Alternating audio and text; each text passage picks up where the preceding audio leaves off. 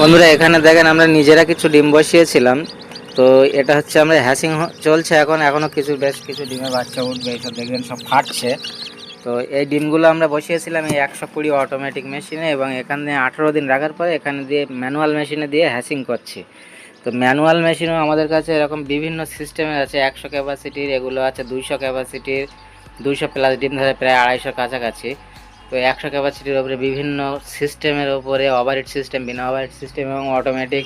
ওই ওপরে যেটা দেখছেন 80 ডিমের, এবং ওই নিচে ওটা হচ্ছে 160 ডিমের, এক প্লায়ের ওপরে 120 ডিমের। এবং আমরা এই ডিমগুলো মূলত বসিয়েছিলাম এই 120 অটোমেটিক চিনে। তো এখান থেকে 18 দিন পরে ওখানে শিফট করেছি।